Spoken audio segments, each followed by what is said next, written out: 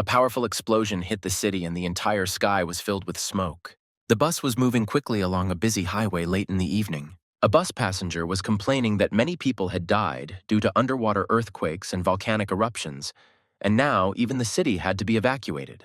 Suddenly, the girl sitting next to him said that she forgot to take food and would buy it when she arrived, but the guy replied that all the supplies in the stores were gone. The total value of the goods is likely to be in the hundreds of billions. Suddenly, the guy sitting in the back seat said that the loss of supplies and all the natural disasters were only half the trouble, because the end of the world was coming. The man said that if this really is the end of the world, then he is looking forward to it, since everyone will become equal. Luke began to think about the man's phrase and frowned. After all, the guy personally experienced this equality. In his past life, Luke was an ordinary courier, when suddenly his life turned upside down. An abnormal burst of solar energy caused the apocalypse. Atmospheric pressure increased sharply. The Earth's crust began to move, and monsters hidden underground came to the surface. People now lived in a world of extreme shortages and sacrificed everything even for a packet of instant noodles. And so Luke was reborn again a month before the apocalypse.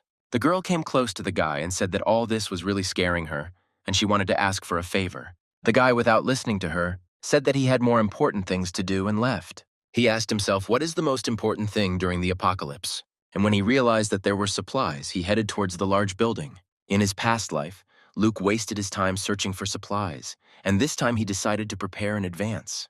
When entering the premises, the security guard told him that for being late, they would deduct half of his daily salary. The time the world ends, Luke's boss runs away and his year's salary goes up in smoke. Because of this, the guy thought that nothing would happen if he allowed himself to be given the food as compensation.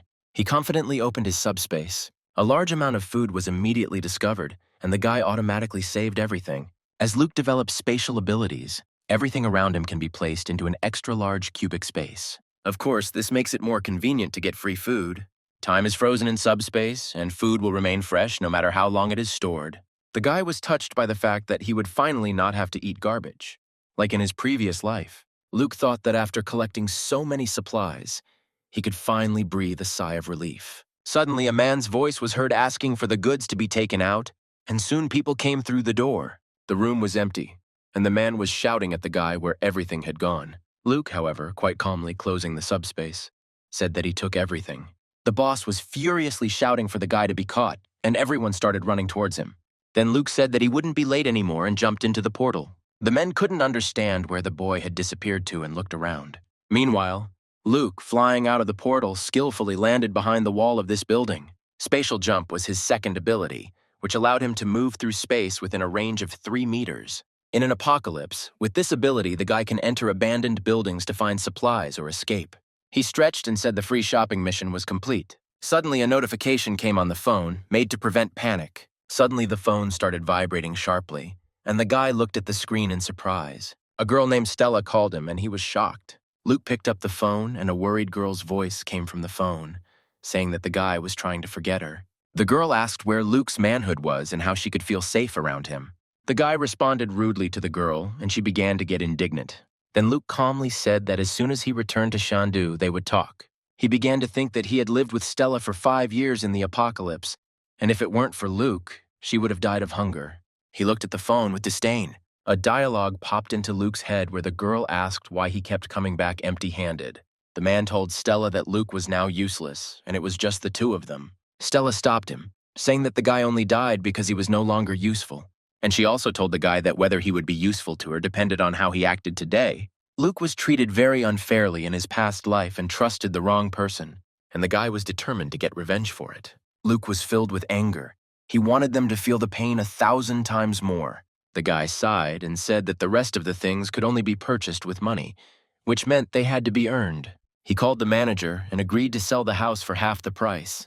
However, the guy clarified that he needed the cash right now. Stella exclaimed that she had been waiting for Luke for a very long time, to which the guy simply walked past, telling her to get out of the way. Brad started yelling at Luke, who let him sell the house, and that he would make sure the guy didn't see the sun tomorrow.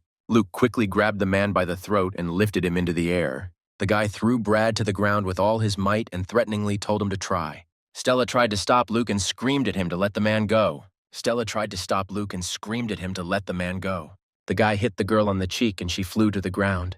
Brad, out of breath, begged Luke to let him go, and the man's face had already turned blue from lack of oxygen. Then the guy replied that he shouldn't worry because he wouldn't die that easily. Luke let go of the man, and Stella immediately ran towards him. The girl started shouting after Luke to apologize. Otherwise, he wouldn't get married. The boy turned towards them and they ran away in fear. The man told Luke that he would buy his house and asked the guy what he thought about it. He reasoned that Luke was a fool because his house was worth more than $1 million, and he was selling it for only $700,000. The guy replied that he agreed, but he needed the money right now. When Luke signed the contract, he thought he could choose any house he wanted, as long as he dared to live in it.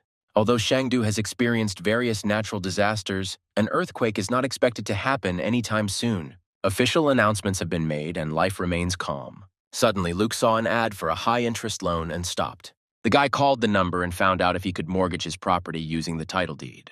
He came in response to the ad, and the man said that Luke's house didn't seem to be worth that much. Luke asked the man how much time he could borrow there. The man replied that the maximum amount was $500,000, but first he needed to leave a certificate of ownership. Luke replied that he shouldn't worry and that he would immediately return the money to him within a week. The man said that as long as he pledged the deed of ownership to the company, everything else was negotiable. He immediately received a message that $600,000 had been credited to the guy's account. At this time, Stella said that she just wanted to take her own house. Suddenly, she saw a man and asked Brad if it was Luke. The man confirmed her words, and they decided to follow him and see what the guy was doing. Luke remembered that many commercial publications had collapsed under the impact of the seawater and the severe frost. The guy also heard that the presidential suite was well equipped, and it was a good idea to use this place as a base. Although many warehouses are already empty, there are still plenty of hot dishes and ingredients. The guy was greeted by a restaurant manager named Abby who asked how she could help. Luke said he wanted to book 1,000 tables for the banquet, which surprised the girl considerably. She thought that this young man with such excellent manners was probably some rich man. Luke replied that today was a deposit of $500 and let them deliver everything to the specified address. The cost of preparation alone is estimated at $500,000, but the opportunity to communicate with wealthy people is worth it. The girl asked how she should address the guy, and then she asked if he was planning a wedding. Luke was delighted that he would have 10 million meals paid for with a deposit of $500,000. Abby thought at that moment that whoever was marrying him was very lucky. Suddenly, Stella came up to her and asked what this man had just done here. The girl clarified that it was Luke and that he was her fiancé. Abby explained what happened and wondered why rich people were attracted to people like Stella. The girl and Brad were shocked that Luke had money to order a banquet for 10 million. Abby explained that wealthy people like to play a game of hiding their identity, so they only reveal it on their wedding day.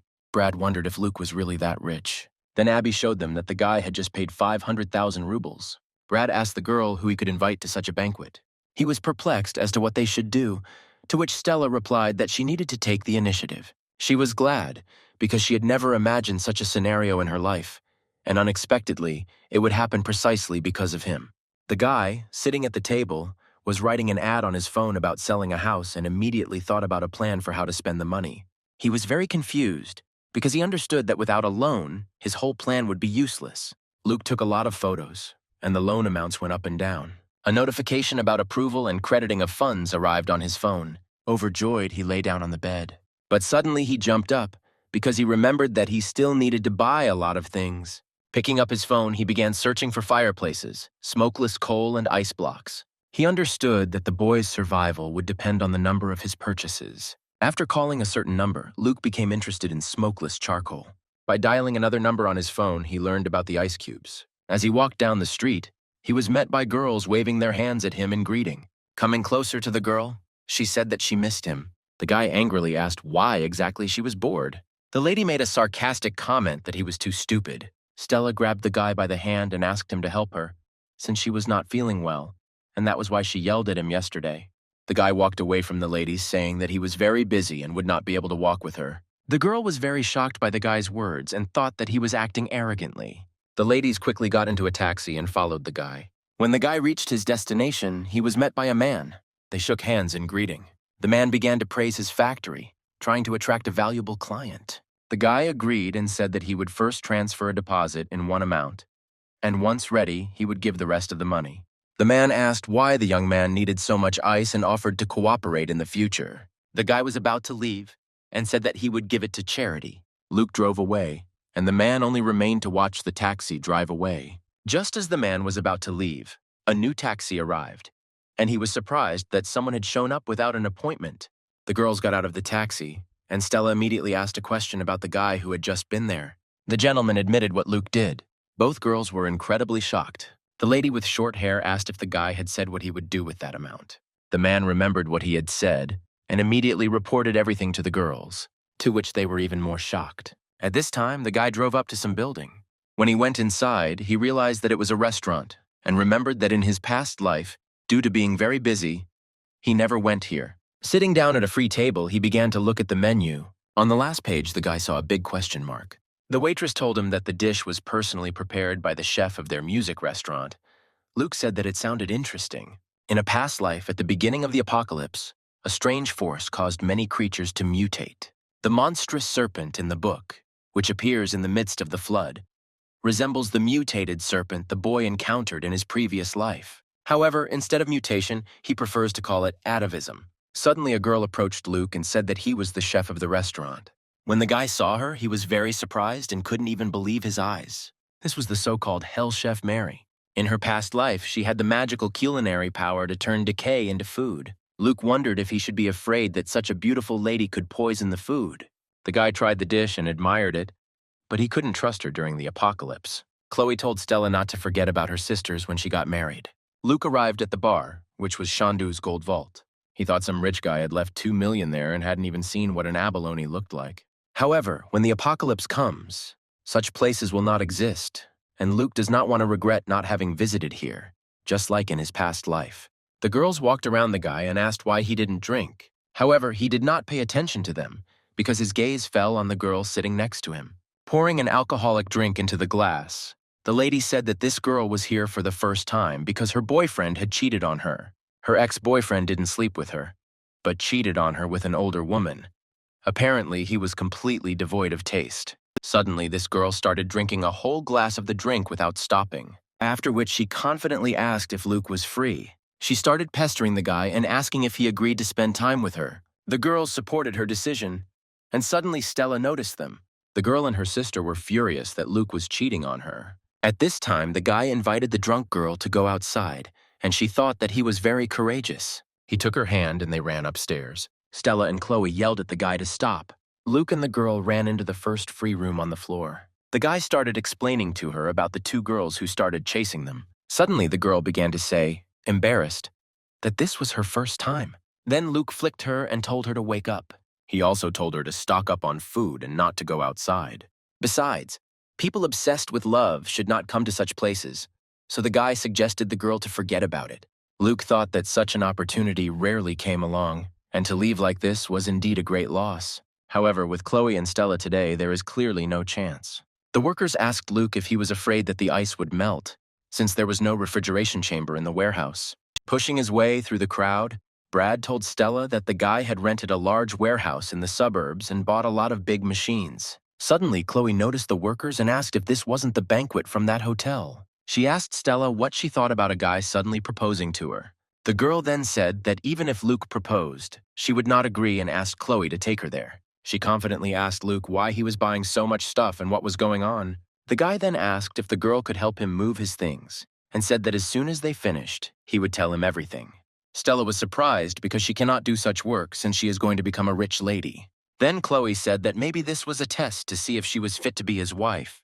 Hearing these words, Stella immediately told Luke that she was not such a softie and agreed to help. She thought that to become a rich lady, one must be well-rounded, and if the girl could pass this test, Luke would definitely marry her today.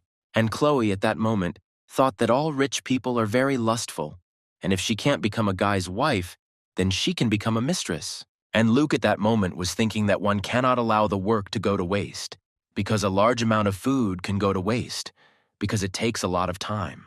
At the end of the day, they finally finished, and the guy confidently announced it. Stella was indignant that they were moving things from morning to evening without a break, and said that as soon as she became the guy's wife, she would appropriate all the money for herself. Chloe said the ice blocks they were hauling must have weighed over 100 pounds. The girl thought that since the test was over, then why had the rich guests not yet appeared? At this time, Luke gave the workers money for the work they had done, and said that he would transfer the rest of the money a little later. The men happily thanked the guy. Suddenly, a girl approached Luke and asked if the guy wanted to say anything. Then the guy thanked her and said that there would be no payment and she could go. Stella said worriedly that perhaps he was joking and that guests would be arriving soon. Luke turned to her and said that he owed a lot of money, and even if he wanted to, they couldn't live well. Chloe countered that the restaurant and banquet expenses were a large sum, and he couldn't be poor. Then Luke explained that if there was a big boss who wanted to do a good deed, and the guy kindly agreed to help. The girl attacked the guy, saying that he had been lying to her all this time. The guy dodged and calmly asked what he lied to Stella about. The girl started screaming that the guy could forget about marrying her, because he was not a second-generation rich man. Then Luke sternly said that no one needed a gold digger like her. The girl started leaving and saying that they would make the guy regret what he did. Luke turned around and said that when the apocalypse comes, they will cry. When the guy entered the warehouse, he thought that all the supplies and resources were ready. All that was left was to wait for the apocalypse. Luke began to open subspace to move all the things there. The man turned to Stella and said that he promised her a good life. Brad said that Luke treated the girl badly and she should leave him and start dating a man. He also told Stella not to worry because his older brother would avenge her. Suddenly, the girl saw Luke and exclaimed what he was doing here. When Brad saw the guy, he told his brother that it was Luke who had raised his hand against him. The man angrily stated that he had planned to find the boy and did not think that he would dare to touch his younger brother. Brad asked if the man knew him, to which he replied that the guy had mortgaged his house to him and borrowed $600,000. The girls were outraged that since Luke got into debt with his older brother Brad, he clearly didn't know his place. The straight-faced guy said he couldn't even enjoy good food. The man came closer to Luke and said that he had to return the money tomorrow, but he was living in luxury at the restaurant. Brad was furious and said that the guy couldn't do anything and that it was time to finish him off. Suddenly, Abby appeared and asked what was going on. The man then told Luke to get down on his knees and ask for forgiveness so that he and his brother could consider the matter resolved. The girl turned to the guy with alarm, to which he replied that they were just a few pests. Then the man became completely furious and said that Luke was finished. Suddenly the door opened and a tall man entered and asked what they were doing there. He sternly asked who allowed them to create problems here. Brad's older brother immediately apologized and asked what he was doing there. Mark was a well-known businessman in Chengdu, but he also had a wide network in the criminal underworld. During the apocalypse, the man became the head of Chengdu, and the hellish chef was also under his wing. Luke had heard that this hotel was the first to experience atavistic mutations and that Mark was nicknamed the Skull Crusher. The guy thought that he should apologize to the man because Mark's abilities would soon become his.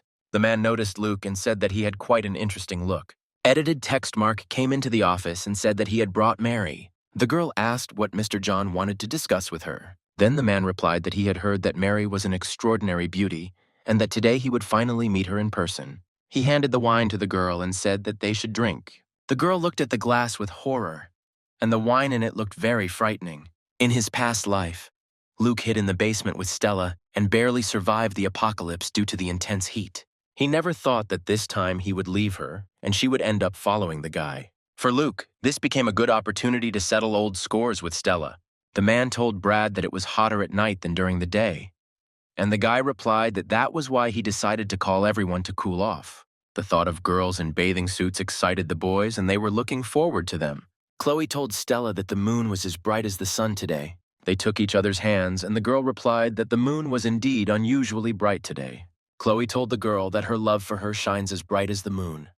Stella was indignant that it was too hot outside and asked Brad to take her to the pool. Luke watched calmly as it happened and said that their love would soon explode. He greeted and invited everyone back to the apocalypse. The girls rushed to run. It was incredibly hot, and Brad's old brother asked them to wait for him. The man inside noticed what was happening outside and wondered why it was so bright. Then one guy calmed the boss down by saying that Brad was just flirting with girls. When they saw them, they were shocked that they had red skin and did not understand what they were doing. Brad and the girls were looking for water and asking for help. Suddenly the guy noticed the water and rushed there. They started arguing about who would get into the water and pushed each other. The boys were confused and asked what they were doing and where Brad's older brother was. The man emerged from around the corner with burns all over his body and asked for help. Mr. John asked Mary why she didn't drink wine. Then Mark changed the subject and began talking about the banquet he had prepared. John said that in Shandu no one dared not drink the wine he poured and told Mark not to interfere. The girl thought that the man had even set her up in order to get to Mr. John. She realized that there was something wrong with this drink and that she clearly shouldn't drink it. Suddenly, even the room was blinded. People did not understand what was happening and screamed. They quickly curtained the windows, but it was getting hotter. John and Mark noticed what was happening and decided to go down to see what was going on. Abby asked everyone to calm down and said that she'd already contacted the rescue team. The man told Mark that she had just suddenly started to glow and her temperature had risen. Mr. John called on the phone and asked for someone to be sent for him. But the man was told that everyone was currently working to ensure that there would be no problems with food and that no one would be able to come. Meanwhile, the guy was treating his older brother Brad's wounds and saying that he needed to go to the hospital. Then the man replied that he shouldn't worry because he would ask a friend to come and pick them up. A friend said that he is currently in an underground parking lot and it seems really hot outside. He drove out of the underground parking lot and told the guys that he would be there soon. He wondered why it was daytime and didn't understand how many degrees it was. Suddenly, the car's tires burst. The guy got out of it and angrily said that the weather today was just crazy. He started running back and told Brad's older brother that he couldn't come. The friend ran and his soul melted and stuck to the ground. Suddenly, the guy fell down, and in front of his face was a terrifying monster, which apparently was a man, but burned from the heat. Before he could disconnect from the call, he tried to get up, but realized that he was stuck to the ground. All that the people heard after that were only screams that the guy recognized. During this time, Luke slept peacefully and had beautiful dreams while disasters were happening outside. Due to the sudden release of heat from the moon, the air temperature outside rose to 75 degrees, and the ground temperature reached 100 degrees. The event has already caused nearly 100 casualties, and people have been asked to stay indoors and avoid going outside. Suddenly, a powerful explosion occurred at the power plant due to overheating. At this time, the man said that all the rooms in the hotel were booked and they would have to share this room. Stella objected, saying that she couldn't share a room with a man, and Chloe supported her. Suddenly, the power went out everywhere, and Brad's brother became even angrier. The air conditioner turned off and the temperature quickly rose. The guys began to quickly undress. Suddenly, Stella remembered that Luke's presidential suite had a swimming pool, and they could go and use it. Last time, the city's power supply had a hidden danger due to improper maintenance. No matter how much manpower was invested, the city's electricity still exploded. All users connected to the city's power grid were affected. That's why Luke specifically chose a room with a pool.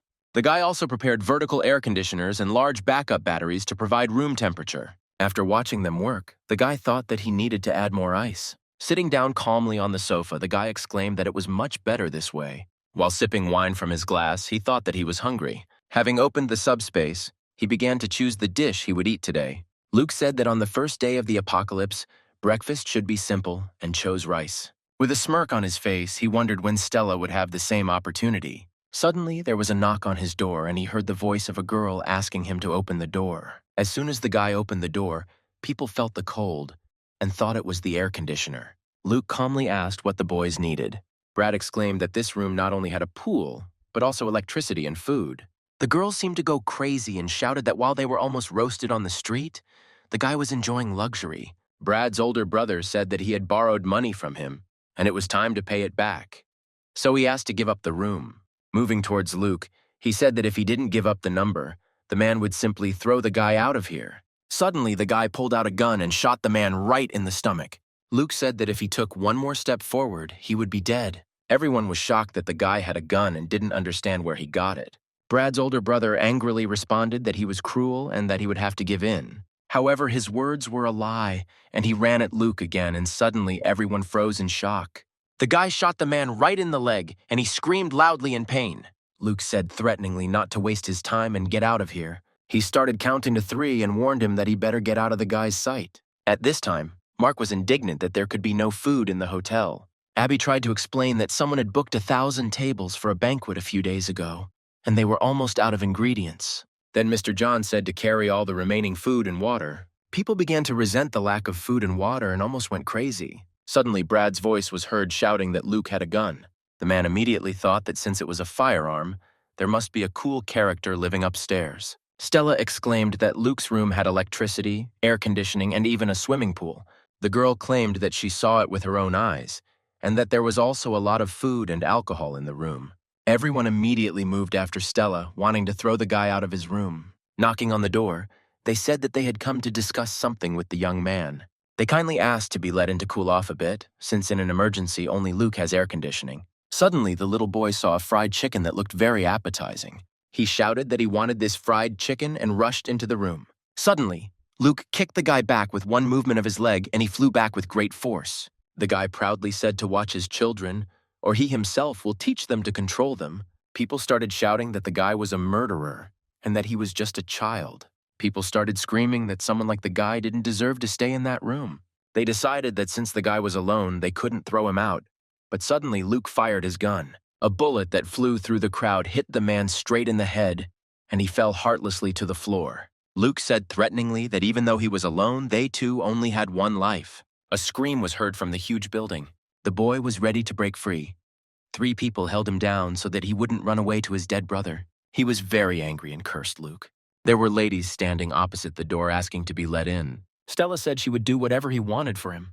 Opening the door, the guy told them to come into the house. They were very happy about what the guy said. At this time, some guy was running and throwing threats that he would kill Luke. The guy was very close, and Luke calmly said that anyone who entered inside would die. And he hit the guy with the bat with all his might, and he flew away at the same moment.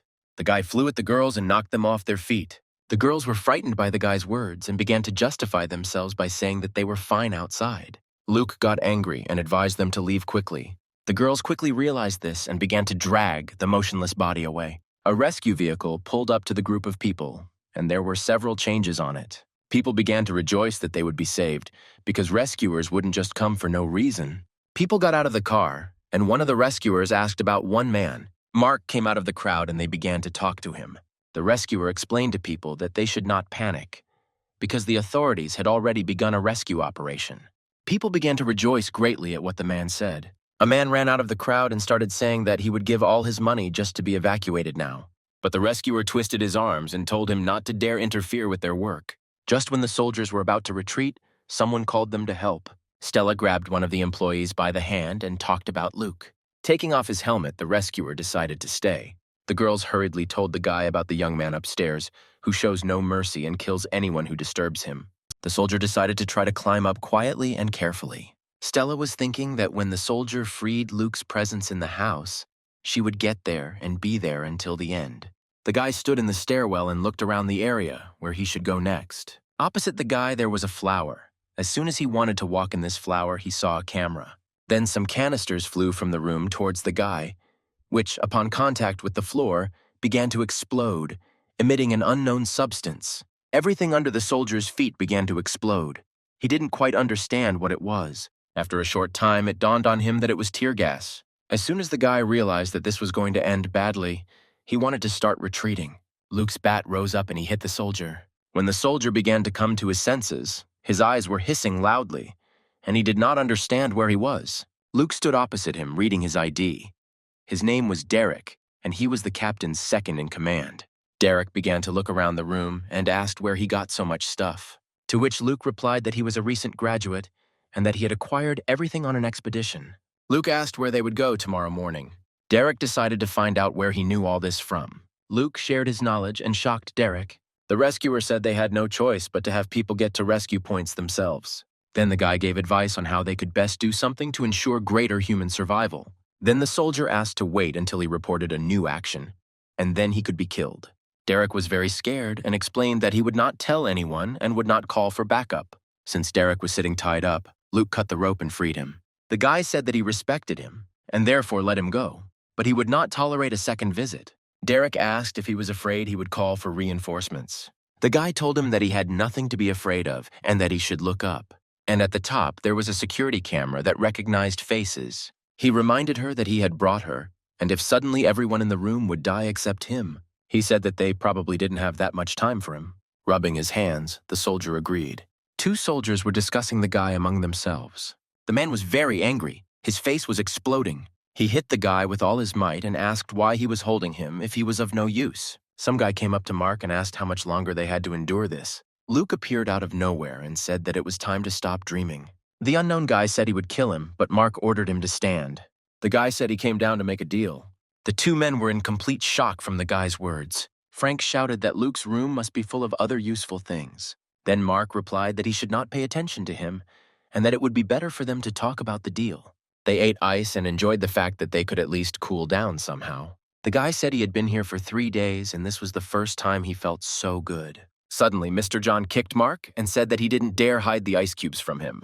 He also threatened that next time it would be the end for him if he did not voluntarily bring the man something. Looking at the girl, he thought that without the help of rescuers, they would certainly die of hunger. Turning to Stella, he said that despite the heat, she still did not want to undress. Suddenly, he approached the girl and said that he liked playing such games. Stella slapped him in the face and told him to move away and not to touch her. Then he shouted that he would do it to her right there, and later everyone could try. Mr. John said that Stella was probably hot, and he would help her take off her clothes. Suddenly, Mark appeared behind the man and, with a menacing look, told him to stop. John turned around and said that he would hit the guy because he didn't understand who he was talking to. Then Mark stuck a knife into his neck and said that House had already arrived, and with such success they would all die. The guy also said that this place is now under his command. At this time, Luke watched what was happening and thought that his words had worked, since in his past life the man was in charge here. Luke also wondered if he would have an opportunity sooner if he expedited the resolution of this issue. The girls asked Mark to give them some water, to which he menacingly said that if they wanted ice water, they needed to follow him. The man said that the end of the world had come, and if they wanted to survive, they had to rely only on themselves. Frank asked why they still felt sorry for these people when they themselves were running low on supplies. The girls were glad that they were finally leaving this cursed place, because after 2 days they had almost no supplies left. Suddenly, Frank pulled the blanket off Stella and said that since Mark had given them ice water to drink, it was impolite to just leave. In addition, he recalled that the girl said that she was ready for anything. At this time, the men walked down the street under a blanket and thought that after Mark took control of this place, they received neither water nor food. They realized that it was not safe to stay in the hotel, and it was better to have at least a small chance of survival by going to the rescue point. Even with boards tied to the soles of their shoes, they could still feel the warmth coming from the ground. Suddenly, the man fell to the ground and instantly began to melt, and only his screams could be heard. He begged people for help, but they did not turn around. At a time like now, when you don't know whether you yourself can survive, no one has time to worry about others. Suddenly, the man's eyes, who had been lying at such a temperature for a very long time, lit up. Luke thought that in his past life, like all people, he went to the rescue station. But then no one reminded him to take a blanket with him. At this time, Frank began to tear Stella's clothes, and the girl tried to stall for time by inviting him into the room. The man objected that there was no one to be ashamed of here, except perhaps ghosts. Suddenly, the once-alive Mr. John and Brad's older brother broke the glass and burst into the room. They were moving quickly towards the people, and the guys didn't understand what was happening. Brad screamed that if they bit them, they would immediately turn into zombies. Then Mark turned to the guy and, grabbing him by the neck, suggested that he go and find out. He used the guy as a human shield, and Brad screamed in pain. The boys were shocked that the temperature of these monsters was so high. Suddenly, Luke approached them with a gun and asked them to step back. Frank countered that this guy wanted to deal with monsters. Then a plan popped into Mark's head that after Luke killed these monsters, they would kill him. During the apocalypse, corpses exposed to sunlight will mutate, but they will not become zombies or spread the virus. So Luke took to calling them drought demons. 2 monsters stood in front of Luke, but he wasn't even afraid. He began to think about demons. He thought that one of them had killed a man and the other wanted revenge. And the other one became a drought demon because Luke killed him. As soon as one of the monsters headed towards the guy, Luke took the sword more firmly in his hands and ran. He pounced on the demon from above, raising his hands up, swinging at the monster. The monster's body split into 2 parts after being struck by the sword. A crystal core emerged from the demon's body that could create a superhuman physique. Having grabbed it, Luke began to run away, as the second monster had already become much closer. Taking a strong run, Luke jumped up, pushed the demon, and said that this monster will remain for the others. He started to climb the stairs and said goodbye to the others. The captain, taking the body of one of his nearly killed comrades, threw it straight into the arms of the monster.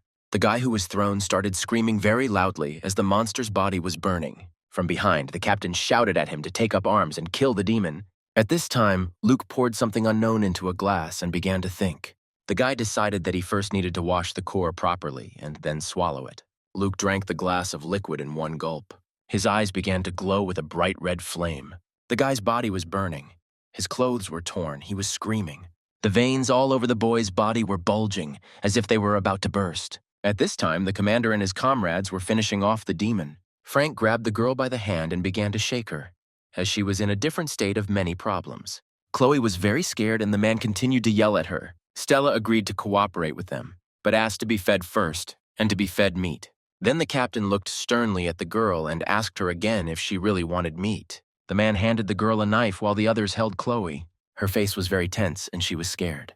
But Stella quickly recovered from the shock. She took the knife from the commander and began to walk towards the girl. Chloe screamed in fear and begged him not to do it. Stella's eyes burned with bloodlust. Taking the knife more comfortably, she told her friend not to deceive herself, and that recently she wanted to give up her place as bait. Stella plunged the knife into Chloe's body without regret. The men stood there in complete bewilderment. Stella laughed loudly as Chloe's body fell to the ground, bloody red blood starting to flow out. The girl screamed at Luke in tears that she would kill him mercilessly. The boss started to speak to the teams, but as soon as Frank wanted to tell him something, Frank immediately shut him up. Frank shouted at his comrades to find one girl. Luke jumped to the ground with such force that the ground seemed to fall apart. Luke thought it was probably physical strength, as his heat resistance had improved. Lying on the ground, Luke punched his fist and realized that his physical strength had also increased. Jessica walked up to the door and started knocking on it. A guy immediately came out and asked what was going on. Seeing the guy's exposed body parts, she laughed loudly. The guy smiled slyly and said that he couldn't let her in because they had just met for the first time. Entering the house, Jessica looked around and realized that she needed to prove herself in order to stay there. The guy said she was good enough, but they had few resources. The guy smiled and told the girl to consider this house her second. Luke warned her to behave herself and not to keep secrets from him. The girl thanked and praised the guy for his methods. The guy's eyes lit up and he told her to take her clothes off. Jessica was very confused and didn't understand anything. In the place where Luke is, there is no need to worry about hot weather or being eaten by others. For those outside, this place is comparable to paradise. The guy understood the girl's head and said that now he would treat her to something else. He also stated that he had thought about it before starting anyway. Luke didn't do it to spy, but simply to stop her from doing anything inappropriate. The girl came out to him dressed as a nurse and asked if the outfit was too small. Then the guy answered with a thoughtful face that he was simply perfect. Suddenly, someone started knocking on Luke's room door and asking him to open the door. The guys threatened to break down the door otherwise, so he should go out. The girl said that these people ate a man and asked not to open this door.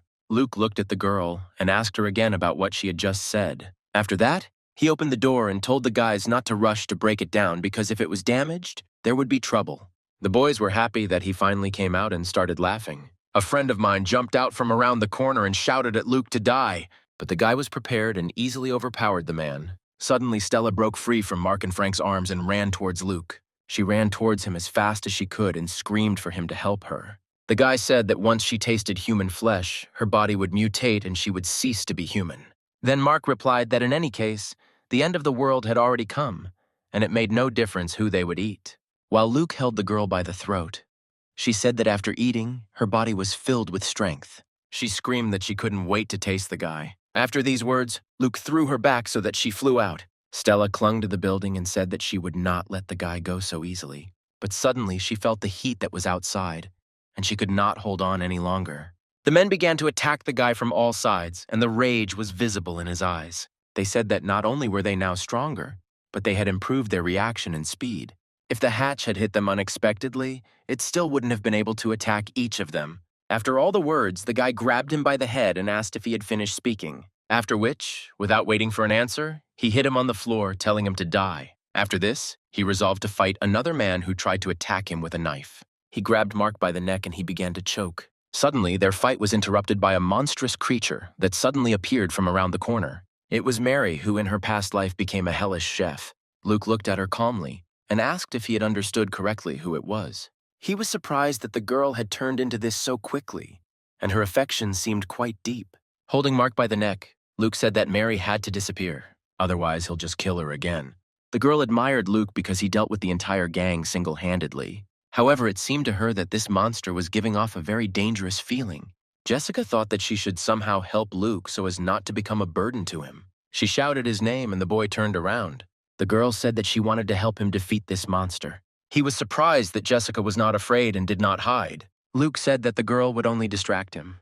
The monster with bright red eyes growled angrily. He rushed to attack Luke and tore his shirt, But the guy didn't have a single wound left on him because he activated a superpower called Berserk. Then Mary decided to attack the guy from behind.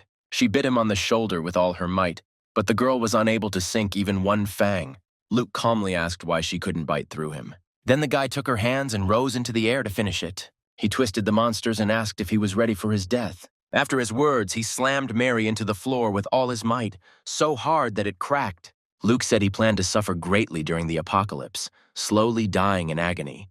But now he will have to kill Mary first. Suddenly, the monster grabbed the dead man with its tail. Then she swallowed him whole with a terrifying look. The girl immediately regenerated her arms and began to look even stronger. The guy was surprised that the monster could do this, and it was clear from his face that he didn't know what to do. The girl was also shocked. She watched what was happening and did not understand how this was possible. After some thought, Luke decided that the monster had a pretty cool ability like that. He said that if the monster can regenerate, then it is not so easy to kill him. And it also means that the guy can rip Mary apart many more times. He came closer to the monster and asked to see how many more times the body could be restored. After examining the hand, he said he would start with the left hand and tore it off. After that, the right hand went in and he did the same with it. Thus, the guy dismembered the monster into small pieces and anger was visible in his eyes. Luke confidently said that it was only the first round, and the monsters were trying their best to recover. Afterwards, the guy asked the mayor if she was ready for the second round, which would soon begin. After the same torment as the first, the second round began. The third round was even more torturous for the monster. By the 8th round, Luke realized that not only limbs could regenerate, but even eyes and tongue. And after the 16th round, I realized that internal organs also regenerate. However, after the 21st time, Mary could not stop. And the guy thought that so be it. Because in the end, he was not the devil. The monster tried his best to ask why, and then Luke decided to tell her the reason. The guy said that he does everything for the sake of revenge, of course. Jessica asked Luke in horror if he was okay because he looked wary. The guy ignored her words and returned to her, asking if she was ready. When the girl became even more wary and fearfully asked why, then Luke replied that he had just behaved so heroically and asked if the girl should not be ready to reward him. The temperature outside is gradually returning to normal. The girl asked if it could be that the apocalypse was coming to an end. The man shouted that in the distance many people were approaching the rescue point. The girl turned around and began to look closely at these people. Suddenly she realized that people had become zombies and would never again acquire human form. She told the people to quickly evacuate citizens to the rescue point. The guy from the rescue station asked the captain not to die before they returned.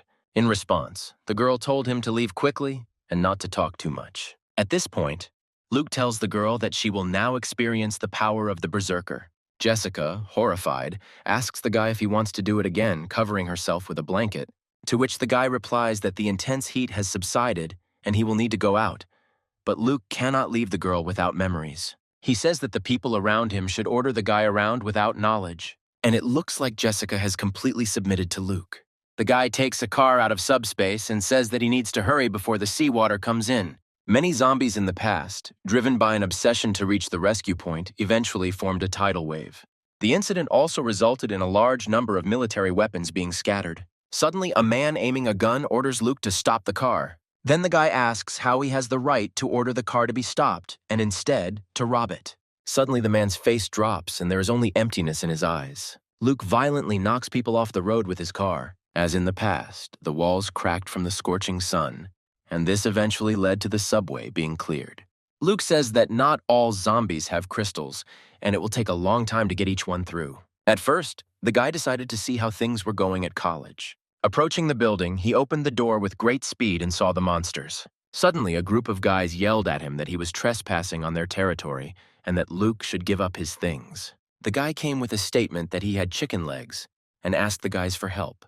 People immediately rejoiced at the deed, that in such times they would be able to taste chicken legs. They pushed each other persistently, trying to try the dish. Suddenly, Luke pulled a string and said that the boys didn't deserve to eat this food. The gang began to rebel, accusing Luke of not having the right to communicate with them, and the boss ordered his capture. At that moment, Luke pointed the gun in their direction and began to aim. The guy didn't remember there being so many bad people in his past life, and perhaps his advice would help them survive. Having easily broken the lock, the guy stated that most likely no one had entered there for a long time. Many snakes had already died, and the air was thick with the smell of decay. Suddenly, Luke saw the future leader of the water rattlesnake army. Luke immediately realized that the snake had survived by eating its own kind. In his memory of life, this snake was one of the first to undergo an atavistic mutation. The guy knew that exactly a week later, when the flood began, she would begin to mutate. Luke also felt like the snake had gained intelligence, and he decided to be more careful. Suddenly, a voice was heard behind the door asking who was in the laboratory.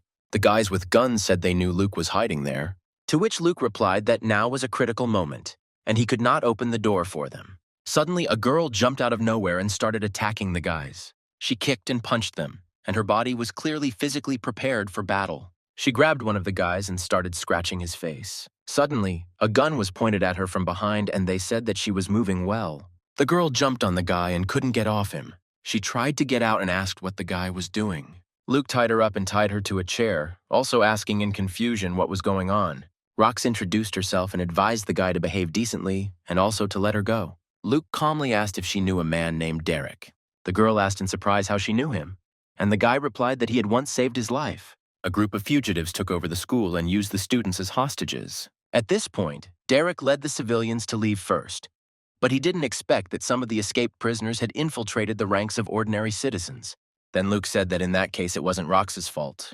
The girl asked how long the guy would keep her tied up and asked him to untie her quickly. Luke said that he would only untie her on the condition that she no longer squeeze him with her legs like she had done before. The girl said that she still had things to do, and all she could do was provide fire support.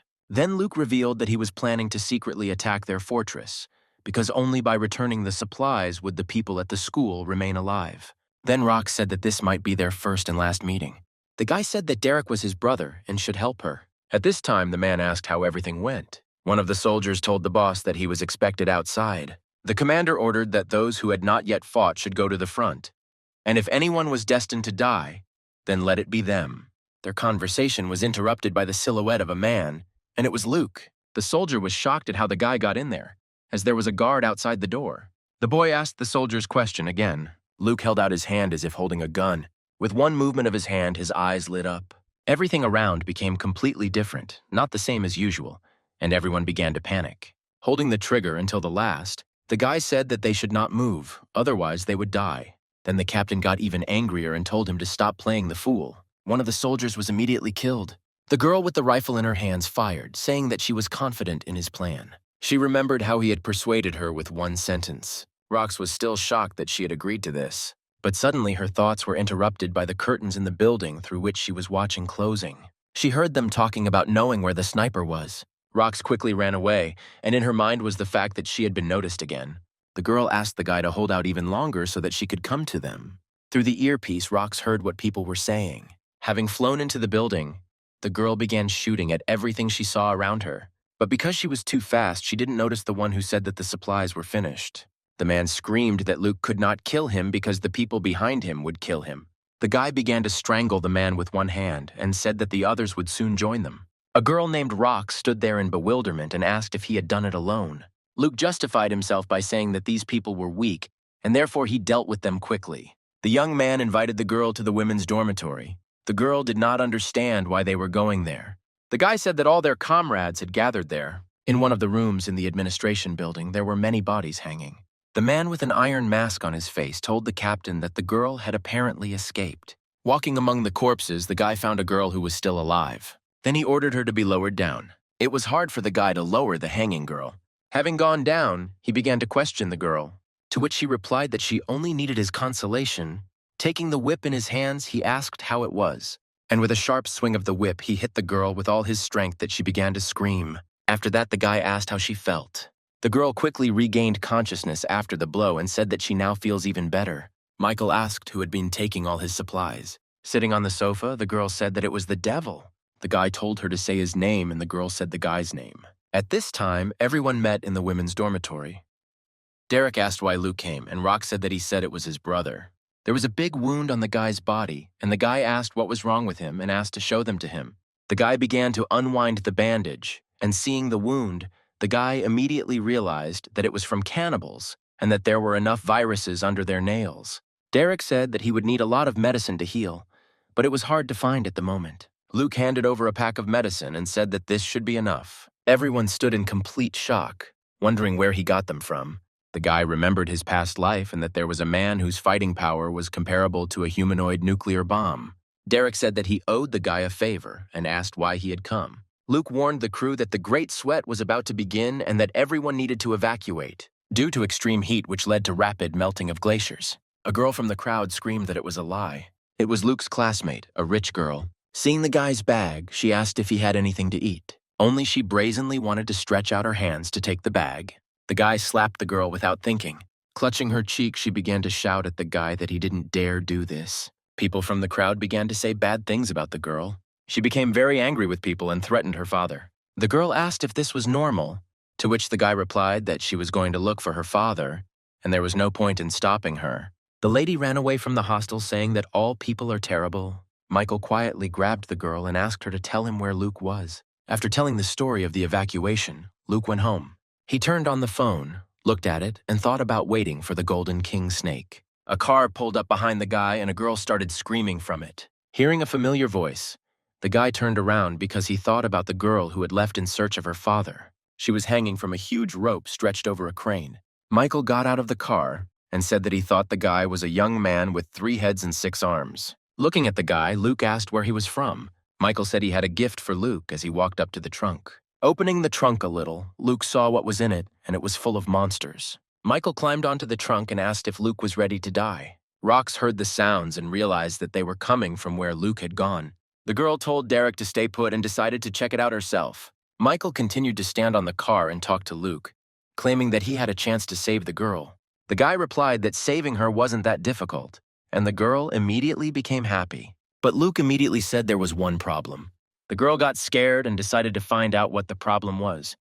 She started screaming in anger. Luke said that he was not worthy of saving her and could call the gentleman she had spoken of. Chris replied that he was pathetic and still held a grudge against her because of some small offense. She stated that she didn't need handouts from him and that she could handle it herself. Luke responded calmly and said he hoped she would come to understand in time. Suddenly, blood began to flow, and the girl began to burst into screams, begging for mercy. She made loud sounds for a long time, begging for forgiveness. Michael laughed loudly in response and told Luke not to worry as he would meet her soon. He advised to apply the powder on himself, and after that, all the monsters would begin to obey him. Luke realized it was ash, and it would make the monsters think he was one of them. Michael began to cough because the ash had settled on his throat. After he coughed, he immediately ordered the demon to tear Luke to shreds. The monsters slowly began to walk towards the young man. The guy activated the power of the core and landed on the ground.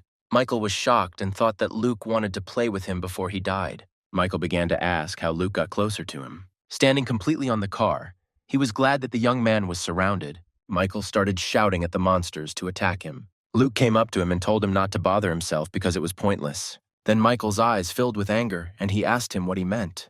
To which the guy calmly replied that he had already finished with the monsters. Michael was very shocked by this, his eyes filled with fear. Luke said he never wanted anything to do with the Federal Bureau of Evolution. After this was said, the guy grabbed Michael by the face and asked him to tell him who told him to come for him. After he refused, Luke explained that he could not save his life.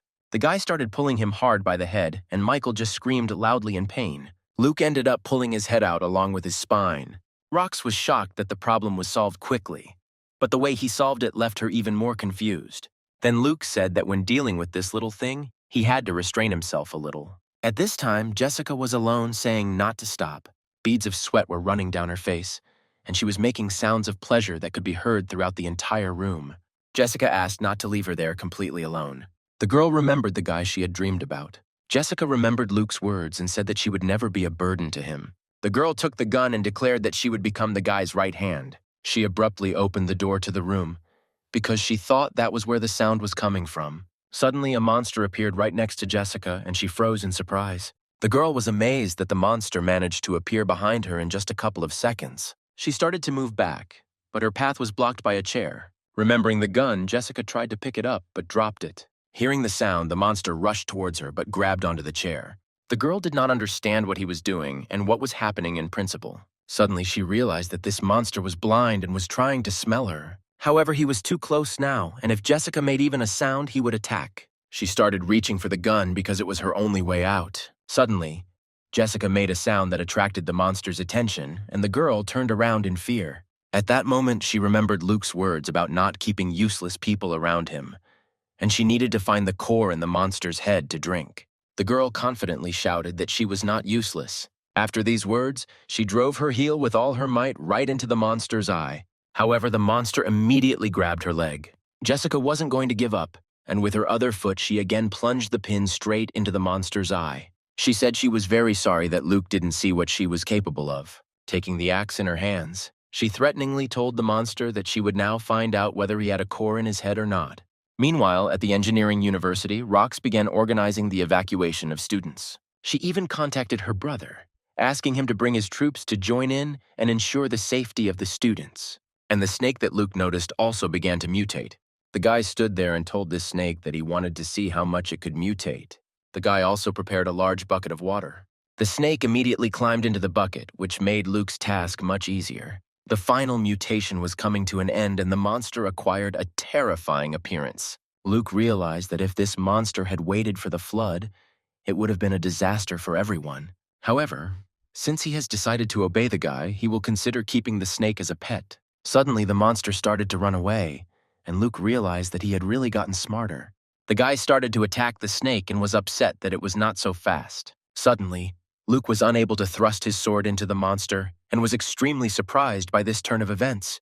The guy decided that since the blade didn't help, he would simply beat the monster to death with his fists. Suddenly, the snake began to wrap itself around Luke, and he found himself completely at a loss. Luke shouted at the monster that it was very clever to try to lure him into a trap. He also realized that the attack was just a distraction, and now the moment of the snake's true goal had arrived. Meanwhile, Rox was asking her mate if he was still watching. The man responded that the girl could not come to terms with the breakup with Luke. Kyle also said that if the guy stays here, he will be doomed, to which Rox replied that he will survive. After all, when she saw Luke, she felt that he was strong, and his gaze was mysterious and incomprehensible. Luke was dealing with the monster at this time, and asked if he thought that his actions would lure the guy into a trap. Luke also said that he heard that snakes have very developed nerves, and even if you cut off their heads, they will still continue to bite. Having decided to test this, the guy dealt with this monster to the end. And now he finally found the crystal core that was in this snake. Holding it in his hand, Luke decided to test what abilities it could give him. If the extreme heat had deprived people of their will, then the flood that swept the entire world had completely destroyed human civilization. Even cities as remote as Shangdu were not spared from the flooding. Meanwhile, Luke, who had absorbed the Golden King Snake's crystal core, was now underwater. After coming into contact with water, not only did tiny scales appear on his body, but his strength also increased significantly. The guy felt like he was breathing through his skin because he didn't feel suffocated. Luke thought that while it wasn't the ability to manipulate water, the ability to breathe underwater was quite useful. Since the floodwaters came from the area where the hotel was located, you had to swim upstream against the current. As he emerged from the water, the boy said that since Shandu was far from the volcano, the sky still looked clear. But Judgment Day was just around the corner. In the boy's past life, after the Great Flood, Shandu witnessed the emergence of several powerful factions. The lowland area in the northern part of the city was occupied by the army of the Golden Snake King and the female Corpse King. The southern part of the city became a gathering place for the cannibalistic tribe of the Devourer clan. The western part of the city was under the control of the Rat King and his army of rats. The eastern half was occupied by Skullcrusher Mark of the hotel, and Luke had nearly died at their hands several times in his past life. However, in this life, Luke has already dealt with Mark and the Golden King Snake ahead of time, and to stay strong, he needs to get the rest of the crystals. The Devourer clan has a large population, and the female Corpse King is almost elusive. In a past life, the Technological University experienced a rat epidemic, and the Rat King's album should be there. Suddenly, Luke realized that he had relaxed too much when the monsters emerged from the water. At this time, the man could not understand how this flood happened. Suddenly, he called out to his comrade and said that someone was approaching them. The guy turned around and saw Luke, which surprised him greatly. The men were surprised that this guy actually didn't drown during the flood. One of them was angry that if the Bureau hadn't sent them to follow Luke, they wouldn't be stuck here. However, the guy was moving too fast, and it seemed like something was following him. Seeing the monsters closer, the men began to shout who these monsters in the water were. They also wondered why Luke was swimming so fast against the current. Derek started yelling at the guy that they were from the Federal Bureau of Evolution and that he shouldn't come near them. Hearing this, Luke realized that he could get some information about the situation from them. Suddenly, a powerful kick lands right on Derek's head. The man begins to fall and scream in fear. The comrade grabbed him by the hand and said that while he was holding the man, he needed to grab the column.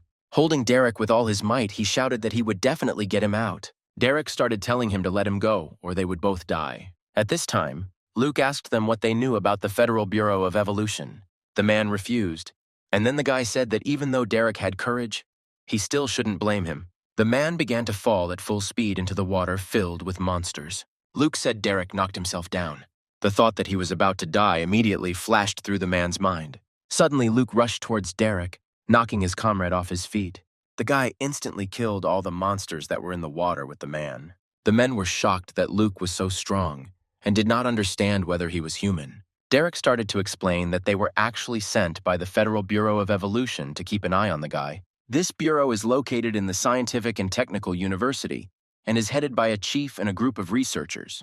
The guy thought that the last time the rat disaster also happened at the University of Science and Technology, and it seemed that there was a connection between the rat disaster and this federal evolution.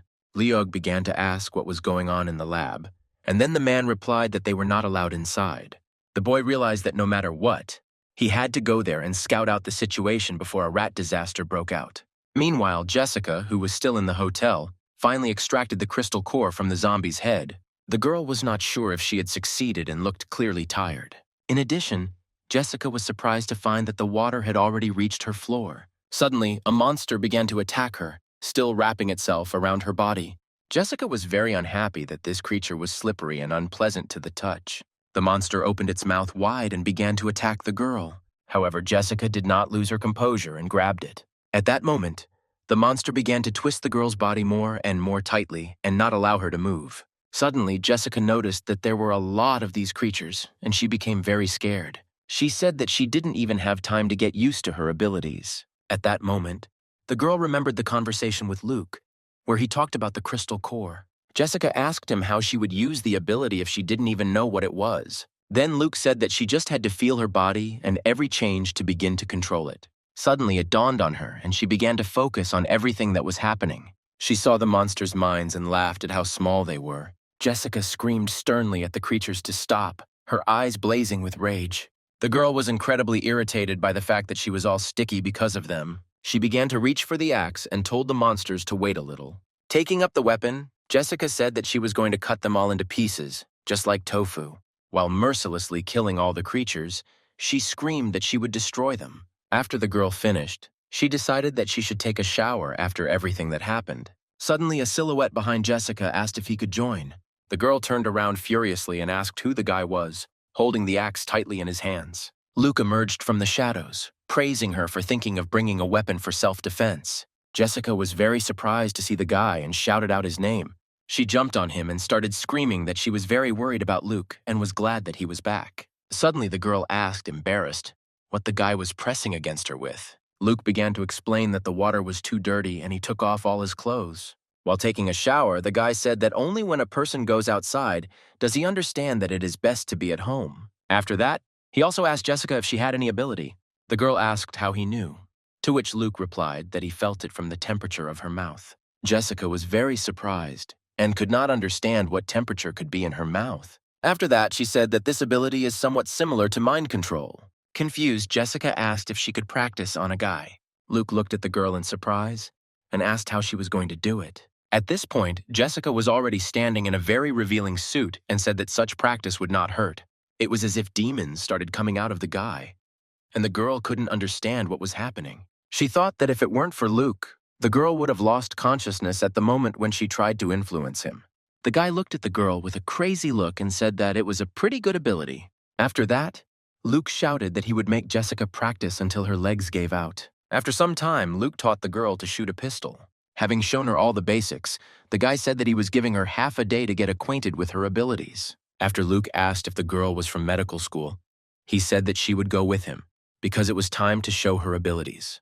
Jessica was very worried about her appearance, and the guy told her that even if she didn't wear anything, no one could do anything to her. The girl asked Luke if he had been to the University of Science and Technology before. The guy calmly replied that he had to visit a friend and also asked if he was alive.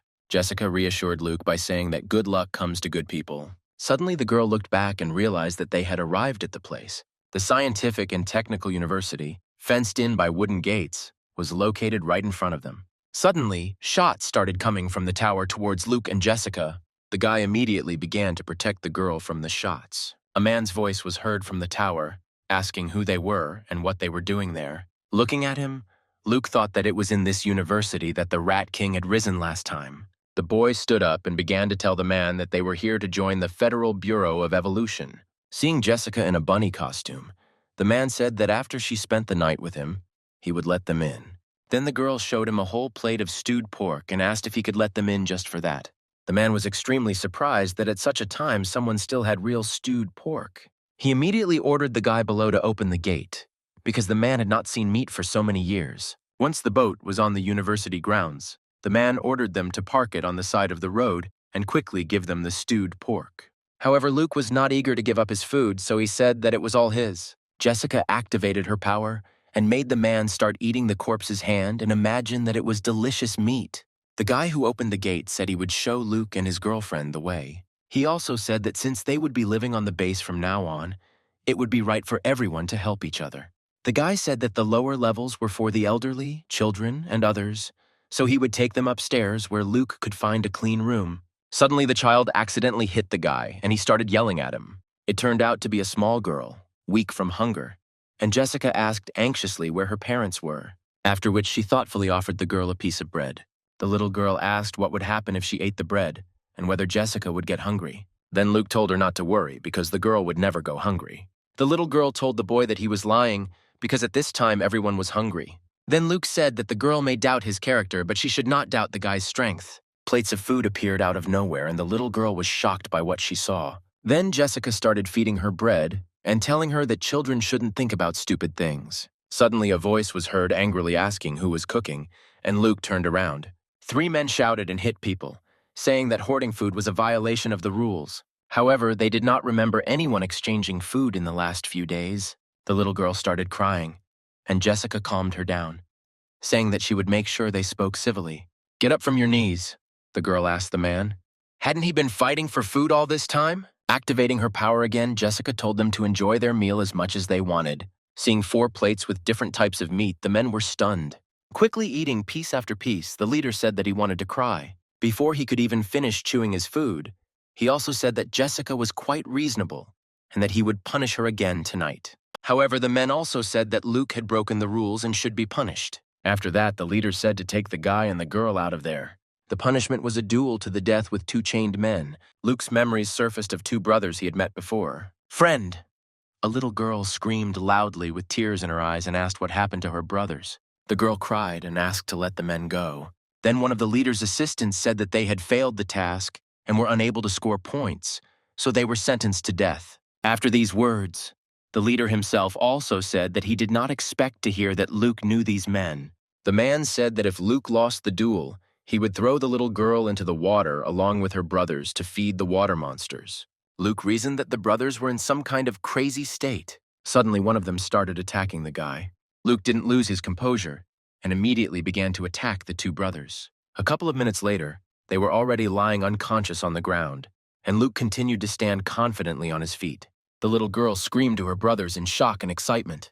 The leader angrily said that he had wasted 2 doses of his medicine. After this, he turned to Luke and said that if he gave him all his supplies, the man would pretend that nothing had happened. Luke asked why he had to give all his supplies to a man. One of the boss's assistants said that everyone who enters the Science and Technology University must follow the boss's rules to maintain order. Luke replied that the men had eaten everything he had, and so he would have nothing to give. A large man appeared behind the leader and asked why Luke didn't work for him. Jessica froze in shock when she realized who it was. This man had free food and accommodation, as well as high-paying jobs. His subordinates were like dogs on leashes. As soon as they stopped obeying the man, he immediately beat them. Edgar said they were short-handed, and Luke and his girlfriend arrived just in time. He also said that he is making great sacrifices for them, as industrial production is currently at a standstill. Hearing this, the leader shouted to Luke that their boss was making them a very generous offer. Suddenly, the man froze in a stupor, remembering that eating meat without the boss's permission was a death sentence. The leader begged for mercy and said that from now on he would bring food to Edgar first. Then the boss shouted out that what the men were eating was not meat. Luke thought he had seen through Jessica's mental control and tensed. The men froze in shock and began to talk about what they had eaten. Suddenly, the leader felt a strong pain in his stomach, and his whole body was seized. The men jumped up from their seats and started running away in search of the nearest toilet. And Edgar at this time thought that one day he would get rid of all the stupid people in his company. Luke reasoned that this man could not have any abilities, but he had a very powerful aura. Under his influence, everyone escaped Jessica's mental control. Luke knew that if he started killing the man now, it would complicate his plans, because first he needed to find the mutant rats. Edgar asked Luke what he thought of his proposal, to which the guy replied that he was not interested. Then the man said that one day he himself would come to him and ask for alms. Jessica began to apologize to Luke for the fact that his mental power was great, and the girl's abilities did not affect him in any way. Suddenly, a voice was heard from behind, saying that the guy had angered the security, and they would not let them in anymore. Luke turned and saw the guy who told him that he should come with him. Then the guy asked him how he knew him, and the young man replied that he was his brother's neighbor. At this time, Edgar asked one of the assistants to keep an eye on the woman and prevent them from escaping. This is all because in the era of the apocalypse, passionate girls like her are rare. Although the stock of medicines is small, it is quite sufficient at the moment. Jessica said there was no immediate danger to people, and that made her happy. Luke asked Tom if all the students were living at the university now. Tom replied that since his brother often helps everyone, this place is considered their task force's territory. He also said that the task force was strong, and even if they encountered the Devourer tribe, they would be able to fight them face to face. Suddenly, a voice was heard asking a classmate if he was interested in joining. Tom interrupted him and told him to look who he had brought. Sam was very surprised to see Luke and couldn't believe his eyes. He hugged his brother tightly and said that he thought Luke was dead. Suddenly, while Luke was talking about how they rarely met and they definitely needed a drink, Sam turned around. He was shocked to see the legendary beauty of the university, as well as the cold goddess Jessica. Shocked, he asked Tom why she was there, and he correctly explained that she was a medical graduate. At this time, Jessica pressed herself against Luke and said that she needed to change her clothes, since the girl was embarrassed to appear in front of the graduates like this. The guys watching this picture were furious about why he was hugging the goddess. Sam invited the girl into the room to change and apologized for the fact that it was a bit dirty. After that, he also asked where she got her clothes from if she didn't take any bags. At this time, Luke asked about Sam's missions, and he replied that the guy and girl looked very clean, which meant that the realities of the apocalypse had not yet overtaken them. The guy offered to join their task force, since Jessica wouldn't even have to go out for food. However, he decided to warn Luke immediately. Sam told him to stop showing off everywhere. Then Luke replied that his brother should not worry about his actions. Sam also decided to remind him that in high school the guy was bullied and he couldn't dare fight back, and it was his brother who chased the guys away. At this time, Jessica was changing clothes and thinking about how women who the captain of the guard showed interest in never had a good ending. While the girl was trying to unbutton her suit, a silhouette was visible behind her. Suddenly, someone brought a knife to Jessica's throat and told her not to move. In a panic, the girl asked who it was and what they wanted from her. Monica said that the boss sent her to help with the accommodation and also that Jessica was a girl and therefore could not sleep with these men. The girl replied that she didn't need help. And then Monica said again that the boss asked her to come. Then Jessica's power began to activate and she again said that she didn't need the girl's help. Monica immediately let her go. After moving away from the girl, Jessica said that using mental power to forcefully control someone was difficult, but she could manage it for a short time. She started to move towards the door when suddenly Monica started to raise her hand. She stabbed herself in the arm to feel the pain and force herself to wake up. And then Monica ran at Jessica again and swung. She said that the girl was very strange, because she almost fell for her trick. Suddenly, there was a knock on the door, and the guys became worried about what was going on behind it. As Monica tried to shut Jessica's mouth, the boys finally realized that something had really happened. When the door swung open, Monica calmly turned to her and asked if the boy was looking for death. Seeing her, Sam shouted at Luke to be careful. Hearing the name that the guy said, the girl fell into a stupor. She began to remember about the University of Science and Technology. The girl also remembered everything about the one named Luke. Even though she had killed many people, her instinct told her that if the girl stood up to the boy, she would die. In a panic, she didn't understand what to do and tried to come up with a plan. She knelt down and began to beg him to punish her, hoping that these actions would save the girl. With fury in his eyes, Luke asked Monica who she was calling master. Then Monica asked if he thought her sincerity was not enough. After that, the girl started to undress and ask what about it. Looking at this, the guys were shocked that Luke had such taste now. However, it turned out that it was a smoke bomb. Monica tried to distract Luke and escape to save her life. However, the guy grabbed the girl by the throat and asked why she thought she could escape so easily. The girl began to say that the guy could not kill her, since the little girl that Luke saved and her brothers were taken to the arena. Then the guy asked what would happen if he killed Monica, and then, without waiting for an answer, he threw her out the window with all his might. Sam asked who they were talking about, and then Tom explained that the guards must have taken the girl when they left. The boy didn't understand what to do now, because if they didn't save them, the big rats would bite the baby to death. Then Luke told them to go and see, and Sam tried to calm him down so that he wouldn't create conflict. At this time, in the arena, Edgar told the girl that her two brothers had failed to complete their task, and this was tantamount to a death sentence. However, since the babe is ready to enter the arena, the man might consider giving them a chance. One of the brothers shouted at the girl to run away and not to believe him. The little girl said that she would not leave and asked Edgar if he would really let her brothers go. The man then replied that of course he would let them go, but only if she could survive. Suddenly a rat appeared behind the girl, its eyes burning with rage. She pounced on the baby and bit her on the arm.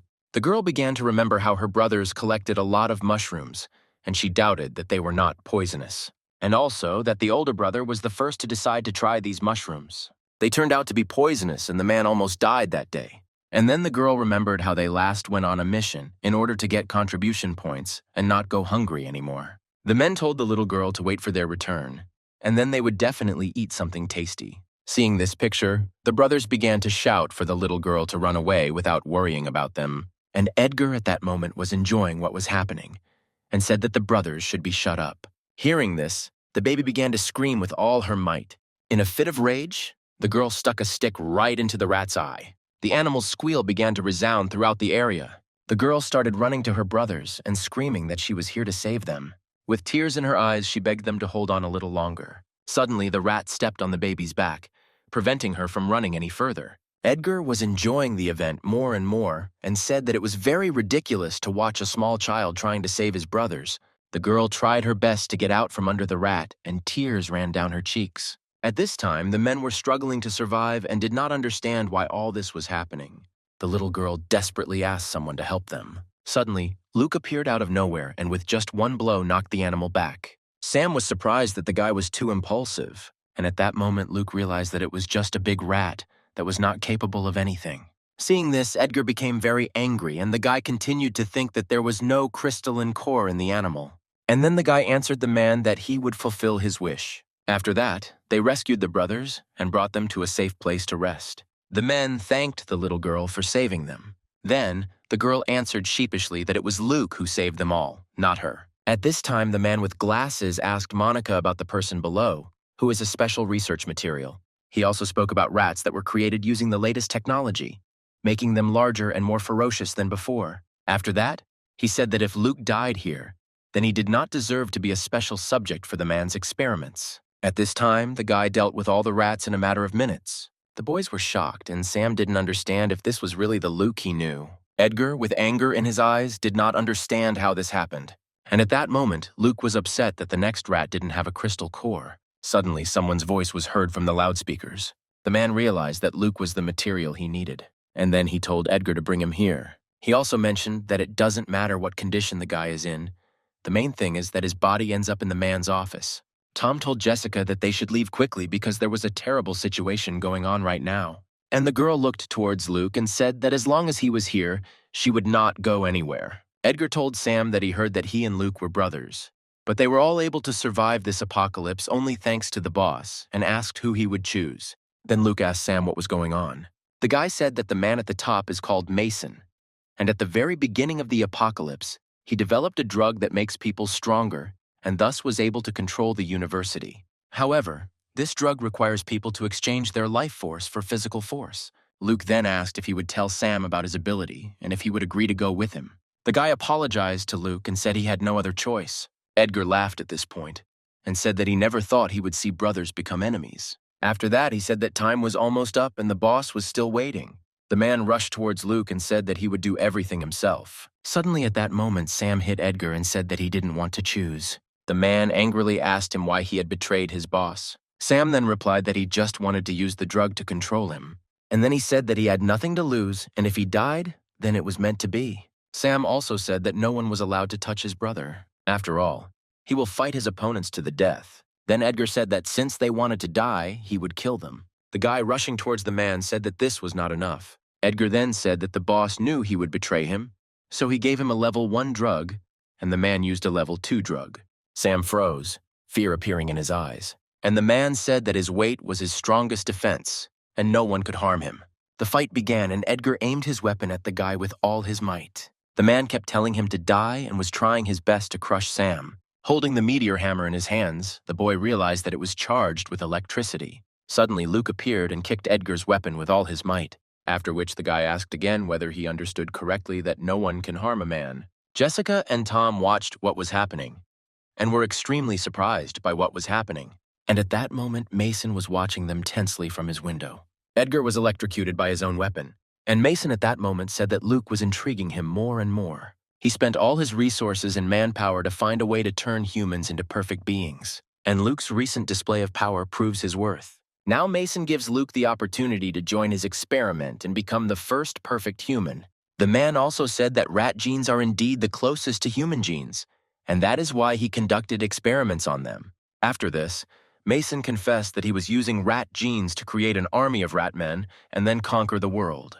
Then Luke said that this was not his true goal because it sounded very stupid. Mason immediately thought about his words. He realized that Luke seemed to understand how great evolution could be. Suddenly, Luke deftly dodged the dart that was flying towards him. This dart flew straight at Edgar with all its force. Sam started screaming that the man's body was mutating and everyone was horrified.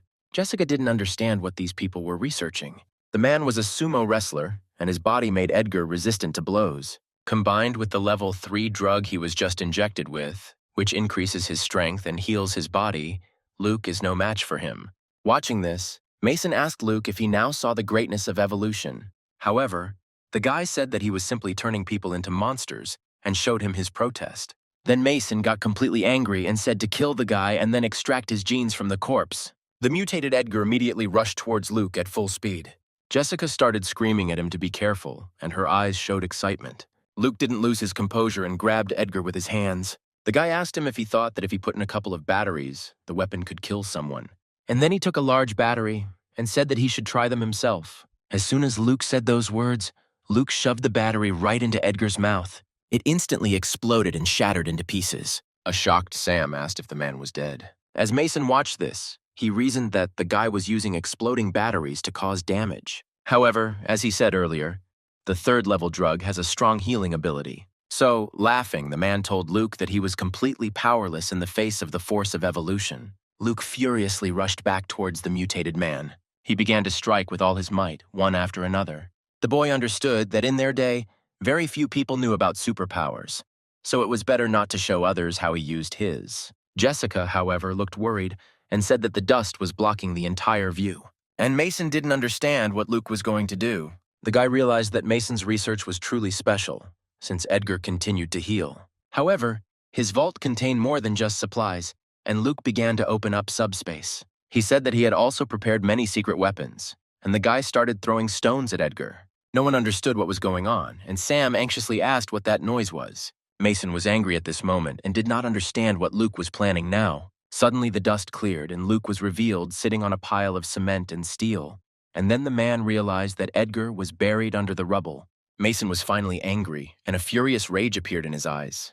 The man started shouting that he didn't care where the pile of rocks came from, and he would make sure Luke died without a place to be buried. The man also shouted for people to look around because they were all definitely corpses. Then Luke was happy and said that he didn't intend to let any of them go either. Turning around, the group of people saw and were horrified, realizing that they were surrounded. All the people who went to the laboratory became monsters like rat men. Luke left his company, saying that he had another goal, and if he didn't kill her, it would never end. The girl and the young man were very surprised, as they did not expect that he would leave them. Jessica agreed with the guy, her eyes wide with fear. Luke left, telling her that if she couldn't do it, she should shout the guy's name out loud. The girl staggered a little but managed to stay on her feet. She began to address the people so that they would not listen, after which she said that she would control these guys, and the guys need to focus on killing. Meanwhile, Mason said that a few simple traders and people would become food for the rat men. One of the male workers said that Luke had destroyed the building's security and broken into Miss Betty's room. Mason asked angrily how he dared to break into this place. After that, he said to immediately inject him with genes, but the worker said that the gene fusion was still unstable and it was too risky. Mason said he would deal with Luke personally. At this time, the guy came into the room and looked around it. There were different monsters and special devices that lived thanks to the liquid inside. Suddenly, the guy saw a familiar face and turned around. It was Betty, and Luke didn't understand what he was doing there. After their meeting at the bar, the guy never expected to meet her here. He immediately realized that it was better to save Betty first and decided to smash the device. Luke quickly pulled the girl out of the liquid and continued to hold her in his arms. Betty began to come to her senses and asked if it was Luke. The guy replied that it was him and told the girl not to worry, because he would get her out of here. Suddenly, the girl began to lose consciousness again, and her stomach began to rumble. Hearing this, Luke realized that the girl was probably hungry. Suddenly, Mason's voice was heard from behind the door, shouting to let Betty go. The blows, like arrows, flew towards Luke. However, the guy did not lose his composure and grabbed them, preventing the blow. Mason screamed that the girl belonged to him and Luke should get his hands off her. While breaking the ice arrow, the guy realized that the man had acquired abilities, and then said that Betty was not some kind of product, but a living person. Mason then replied that in the apocalypse, ordinary people would be just ants, and someone like him, with the power of evolution, would inevitably rule the world. Then Luke said that the man was really crazy, just like people said. The guy started to let go of the girl, when suddenly Betty grabbed him and asked him not to leave. The girl said that she was very scared, and Luke promised that he would not leave. Mason angrily told him to let her go through her teeth. Running towards Luke, the man shouted that Betty was his. However, the guy didn't lose his composure and, kicking him, said that the man was too noisy. Mason dodged the blow and got back to his feet. Suddenly, the man froze when he saw this, and his pupils narrowed. Right in front of him, Luke was kissing Betty while holding her in his arms. The girl asked the guy who told him to leave her last time. After this, Betty passed out on Luke's shoulder. Mason was furious and yelled at Luke for daring to kiss his girlfriend. The guy replied that in that case, they would go to hell together. The man began to develop fangs and his face began to deform. Then his hands began to turn into something like rat paws. Mason mutated into a rat man and declared that he would now show Luke the power of a god. At that moment, the guy was hugging Betty and rage was visible in his eyes. Luke put the girl on the floor and told her to eat chocolate. Suddenly, the guy heard strange sounds behind him and turned around. Mason screamed that by daring to be distracted at such a moment, Luke was asking for his death. With just one wave of his hand, the guy smashed the man like a glass vase. Afterwards, watching the pieces fly apart, Luke was surprised that that was all. At this point, Betty asked Luke if the people downstairs were his friends. The guy turned to her and said that she understood correctly. Then the girl began to take the chair in her hands and say that she would not eat the guy's supplies. After these words, she broke the window and shouted that she would take care of the people below. Before leaving, Betty also said that Mason is not so easy to kill. The girl began to jump from the window and grow in size in flight. Betty landed on the building next to which Sam and Jessica were standing. Turning around, they froze in shock, and the girl only said that she had hit herself. Everyone was extremely surprised to see a giant woman sitting on the buildings. Betty introduced herself to the people and said that she was Luke's friend, and that she had come to help. Suddenly, the rats began to attack again. Then the girl stood up and said that she would deal with them. Suddenly, Betty realized that those she needed to deal with were rats. The girl started crying and screaming for help. She lifted her feet in the hope that she would not step on any animals, and the people below shouted at her that this way she would step on them.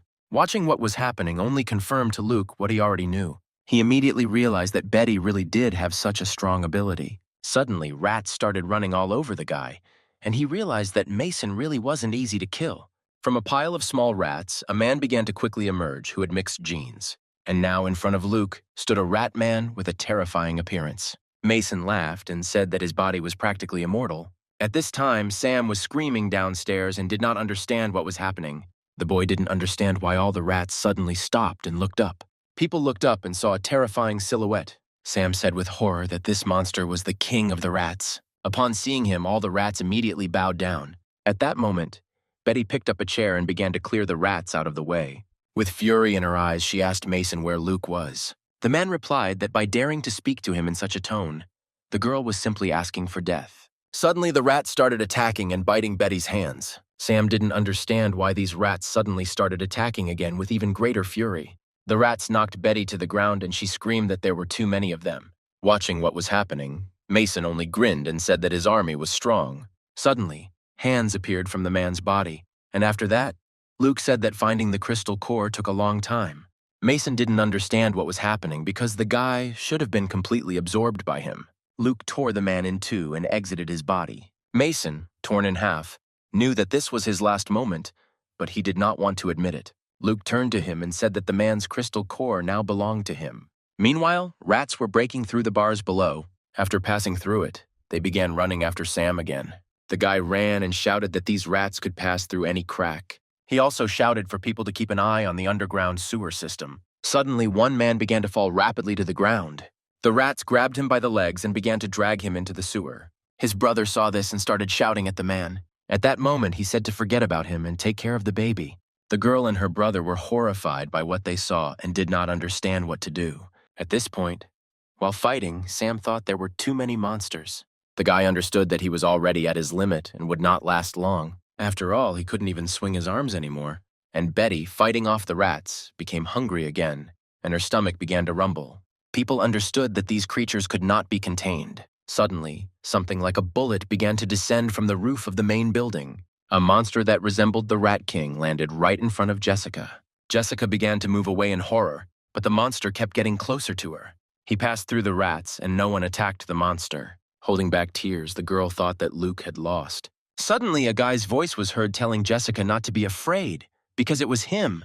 The consciousness inside the crystal core was still trying to absorb Luke. However, to his regret, when it comes to mental strength, the guy never loses. Shocked, she screamed, "Is it really Luke?" Then the boy, turning to his brother, said that he had done a good job. Suddenly, the rats started attacking Luke from behind. Sam, seeing this, shouted at his brother to be careful. Then Luke turned, fury in his eyes, and told the rats to get lost. The animals were shocked and very frightened by what they heard. All the rats immediately began to scatter in different directions across the territory. Tom didn't understand what just happened and why all the rats ran away. And Sam was shocked that as soon as Luke ordered everyone to run, all the rats immediately began to run away. People could not fully understand whether they had coped with this fight. Even though Luke wasn't the Rat King, the remaining power of the crystal core was enough to intimidate these ratmen into retreating. Suddenly, he started coughing very hard and falling to the ground. Luke immediately went down to him and asked if everything was okay, to which he replied that what Mason had injected them with was actually a form of poison.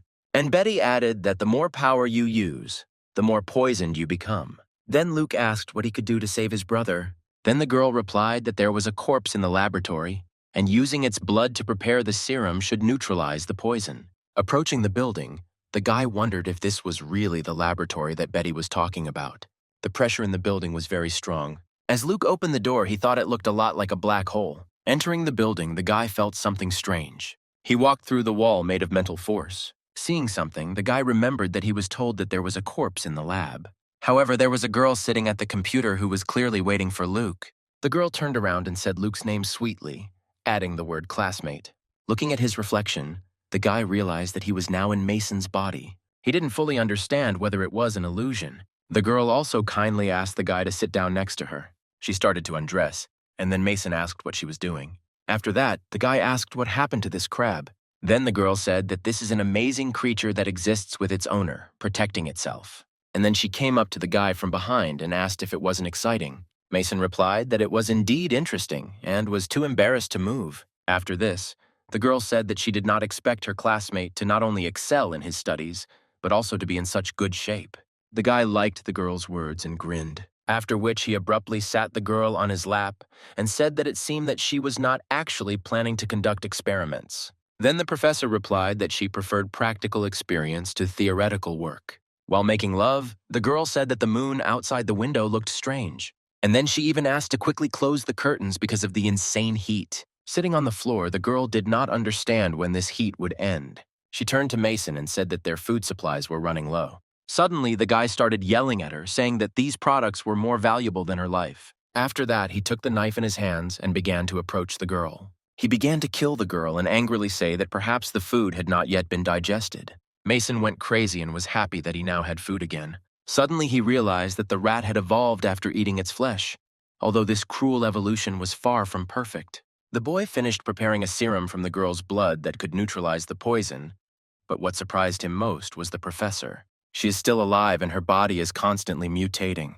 The data even suggests that this could be called the Doomsday Gene. Eventually, Mason decided to see what surprises her brain held. After all, the girl won't die anyway. The guy started sawing her brain with a grinder and laughing loudly. Suddenly, the girl began to say that he had found the crystal core he was looking for. And then she asked why he was hesitating.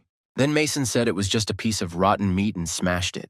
The professor was shocked that he had guessed and did not understand what she should do now. Then the guy said that if he had a real crystal core in his hand, the girl would already be dead, and Luke would be visible through Mason's face. At that moment, the girl realized that the guy had destroyed her illusion, and Luke boldly said that now he would have to open her brain himself. Then the professor began to scream that she was just a poor woman who was hurt by others. However, Luke told her that when the Saculina enters the host's body, it takes over his consciousness. The guy grabbed her head, and the professor began to beg her not to do it. As Luke cut her head open, he asked her why she expected him to give her a chance. And then I thought about whether the body without a crystalline core begins to disintegrate. Having taken out the crystal core, the guy realized that there were no problems this time. Suddenly, the professor turned to ashes, and then Luke thought about the antidote he was looking for. Once inside the body, the Saculina parasite forms root-like branches inside the host, and by attaching itself to various parts of the host's body, it controls its behavior.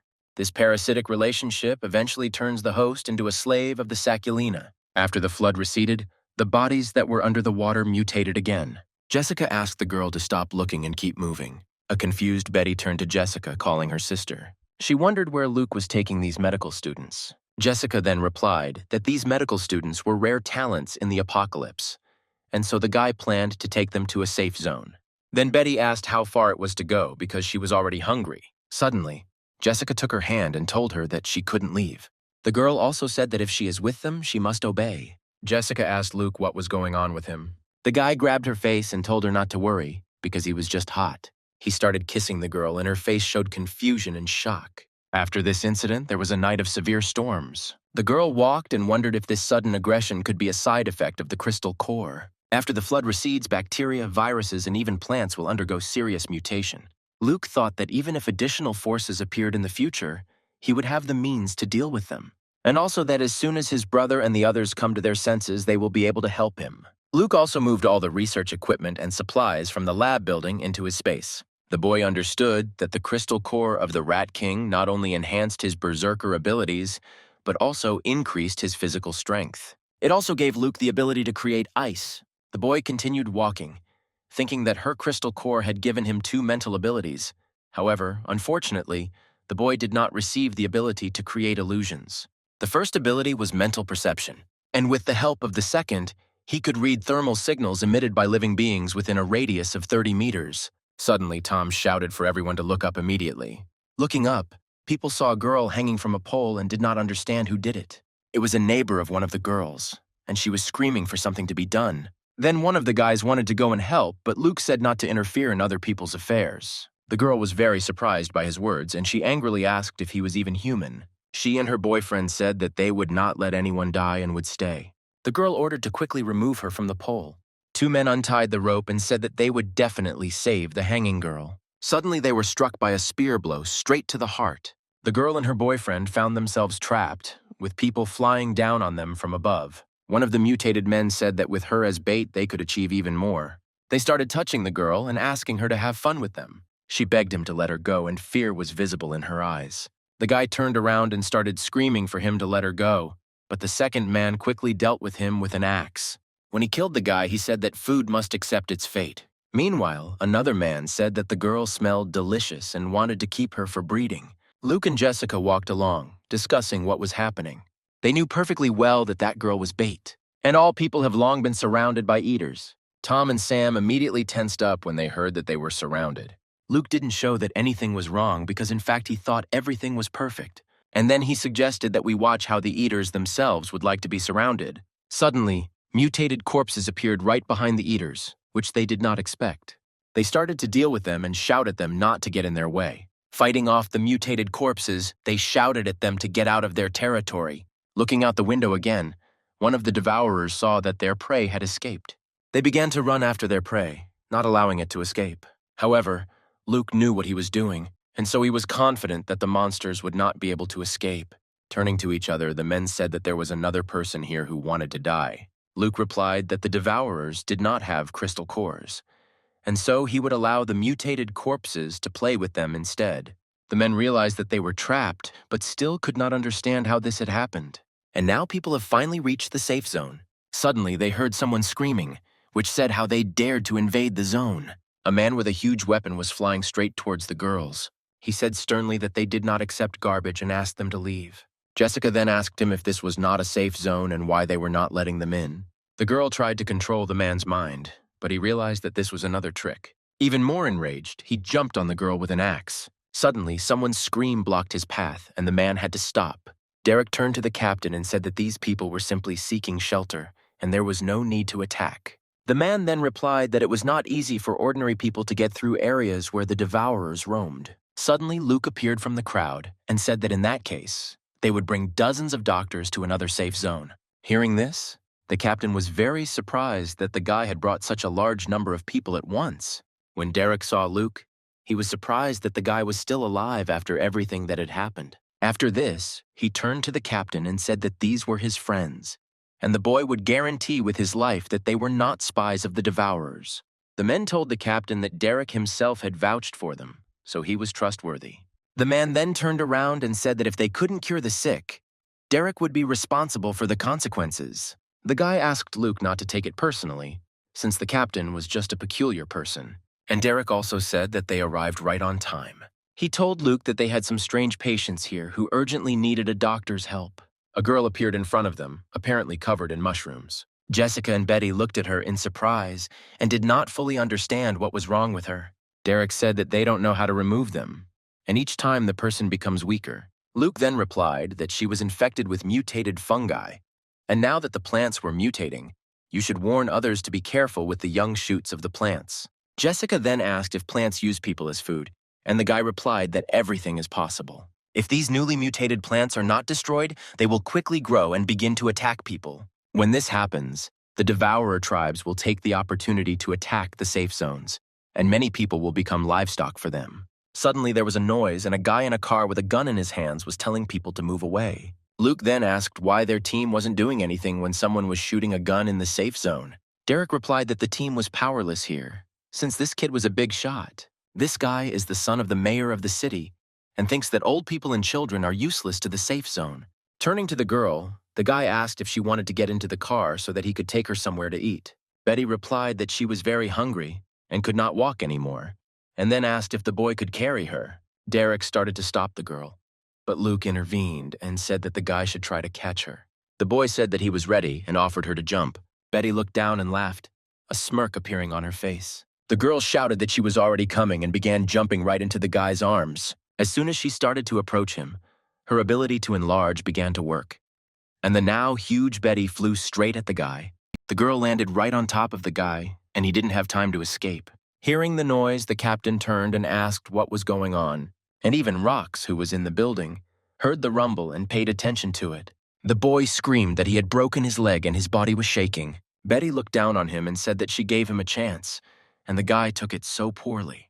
The guy asked her to take her away from him, because the girl turned into a giant and broke his leg. At that moment, Jessica activated her mind control ability. It was because of this ability that his friends said that he simply fell out of the car and broke his leg. Then the boy started shouting that they were all in cahoots and wanted to make him look like a fool. He immediately started calling his father and said that he had problems. The captain, watching all this, said that he was interested to know how it would all end. Derek was in a panic that he had actually called the mayor of the city.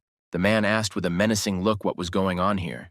Derek began to panic and explain the situation about the doctors and his son. However, the guy interrupted him and said that they had broken his leg. Suddenly, his father hit the guy so hard that he flew back, after which the man began to shout that he should respect those who come here and should not expect special treatment. He shouted that they wanted to turn this place into an island of paradise in the middle of the apocalypse. Afterwards, the man said that he would provide them with better food conditions. After this speech, Derek told Luke that they could all stay. However, when he turned around, no one was there anymore, and the guy was extremely surprised by this. Jessica asked why they couldn't stay in the city, and also Does Luke think that the mayor of the city will want to take revenge on them after what they did to his son? Betty said she had never been in such a situation and asked Jessica for help, to which the girl, closing her eyes, replied that perhaps they would not be able to sleep at all. Suddenly, Luke told them to be quiet because someone was coming. The guy started telling them to come out and then they wouldn't hurt them. As they were leaving the building, the man asked if they thought they would let Luke go just like that after what he had done. Then the guy replied that he simply didn't want to cause a massacre and get his friends into trouble. The man said that he didn't even have a weapon and already wanted to kill the guy.